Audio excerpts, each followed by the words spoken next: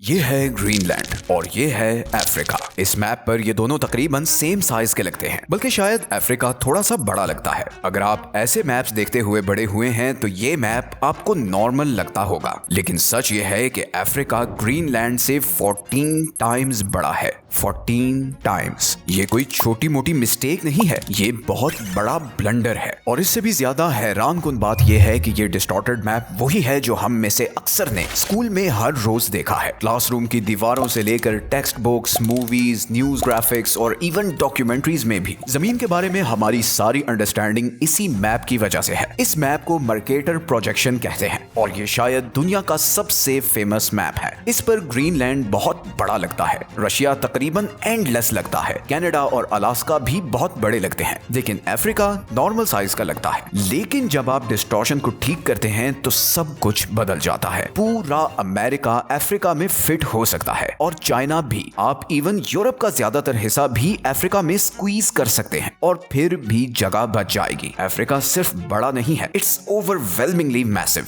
Greenland जो Mercator map पर एक जायंट लगता है, वो असल में साइज में कॉन्गो जितना है, अफ्रीका के अंदर मौजूद एक छोटे से कंट्री जितना। अलास्का इस मैप का एक और जायंट, असल में लीबिया से भी छोटा है। तो सवाल ऑब्वियस है कि अगर ये मैप इतना गलत है तो ये हर जगह क्यों है? हम सब इसके साथ बड़े क्यों हुए? इतने सारे लोग क्यों समझते हैं कि जमीन ऐसी दिखती है? इसका जवाब जानने के लिए हमें जाना होगा ईयर 1569 में। मर्केटर प्रोजेक्शन को एक बेल्जियन कार्टोग्राफर जेरार्डस मर्केटर ने बनाया था और यहाँ वो की पॉइंट है जो ज्यादातर लोग नहीं जानते। उन्होंने ये मैप ज्योग्राफी सिखाने के लिए डिजाइन नहीं किया था, उन्होंने इसे नेविगेशन के लिए डिजाइन किया था। 1500s में एक्सप्लोरर्स को जमीन के एक्यूरेट साइज की जरूरत नहीं थी, उन्हें बस डायरेक्शंस की जरूरत थी। अगर आप समुद्र पार कर रहे हैं तो आपको एक ऐसा मैप चाहिए जहां आप सीधी लाइन खींच सकें और पूरा रास्ता उसी कंपास डायरेक्शन को फॉलो कर सकें। मर्केटर प्रोजेक्शन ये काम परफेक्टली करता है। मैप पर कोई भी स्ट्रेट लाइन एक कांस्टेंट बेयरिंग रिप्रेजेंट करती है। नेविगेशन के लिए ये जबरदस्त चीज है, लेकिन इसका एक ट्रेड ऑफ भी है। आप इक्वेटर से जितना दूर जाते जाएंगे जमीन उतनी ही स्ट्रेच होती जाएगी और दोनों पोल्स के करीब ये डिस्टॉर्शन एक्सट्रीम हो जाती है। ग्रीनलैंड और अंटार्कटिका बहुत बड़े हो जाते हैं। इक्वेटर के करीब वाले मुल्क रिलेटिवली एक्यूरेट रहते हैं, जबकि नॉर्थ और साउथ में सब कुछ स्क्वीज हो जाता है। मर्केटर ये जानते थे, वो डिस्टॉर्शन को समझते थे। उनका इरादा कभी ये नहीं था कि ये मैप स्कूल्स में यूज हो, ये मैप बस सेलर्स के लिए बनाया गया था। तो फिर ये दुनिया को देखने का डिफॉल्ट वे कैसे बन गया? इसका जवाब अगेन हिस्ट्री में है। मर्केटर मैप असल में यूरोपियन एक्सप्लोरेशन और एम्पायर बिल्डिंग के दौरान मशहूर हुआ। इस मैप पर यूरोप बड़ा,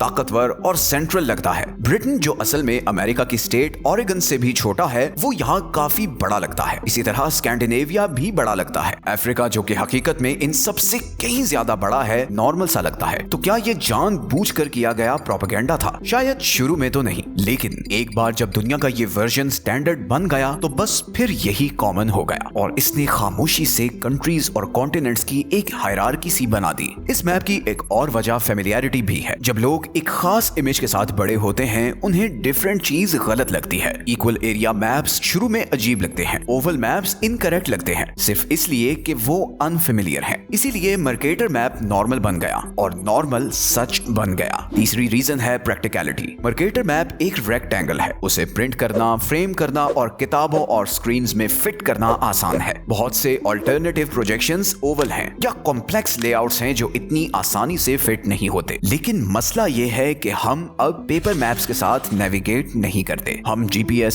सैटेलाइट्स और real time digital navigation use करते हैं। मर्केटर प्रोजेक्शन की ओरिजिनल वजह अब एवरीडे लाइफ में अप्लाई नहीं होती, फिर भी अरबों लोग इसी मैप को सच समझते हैं और ये बहुत इंपॉर्टेंट चीज है, क्योंकि मैप्स न्यूट्रल नहीं होते, वो सिर्फ दुनिया नहीं दिखाते, वो ये शेप करते हैं कि हम दुनिया के बारे में क्या सोचते हैं। इस मैप के अलावा भी ऑप्शंस हैं। कुछ प्रोजेक्शंस जैसा कि गॉल पीटर्स बिल्कुल ठीक एरिया दिखाती हैं। इन मैप्स पर अफ्रीका बहुत बड़ा लगता है क्योंकि रियलिटी में वो है बड़ा। बस इस मैप का ट्रेड ऑफ ये है कि शेप्स स्ट्रेच हो जाती हैं, खास तौर पर इक्वेटर के करीब। दूसरे मैप्स जैसे कि रॉबिन्सन प्रोजेक्शन बैलेंस मेंटेन करने की कोशिश करता है। परफेक्ट तो नहीं होता मगर बहुत ज्यादा खराब भी नहीं होता। यही वजह है कि नेशनल ज्योग्राफिक ने इसे कई सालों तक यूज किया है। अभी रिसेंटली विंकल ट्राइपल प्रोजेक्शन नेशनल ज्योग्राफिक का स्टैंडर्ड बन गया है। ये साइज, शेप और डिस्टेंस को बहुत हद तक एक्यूरेट दिखाता है। ये परफेक्ट तो नहीं है मगर बाकी मैप्स के मुकाबले में बहुत ज्यादा एक्यूरेट है। याद रखें कि एक गोल प्लेनेट का कोई परफेक्टली फ्लैट मैप नहीं हो सकता, कुछ ना कुछ तो गिव अप करना पड़ता है। सवाल यह है कि आप क्या चीज कुर्बान करने को तैयार हैं। अगर आप अपनी दीवार पर एक वर्ल्ड मैप लगाने वाले हैं तो वो गलत नहीं होना चाहिए। उसे दुनिया वैसी ही दिखानी चाहिए जैसी वो असल में है, ना कि वैसी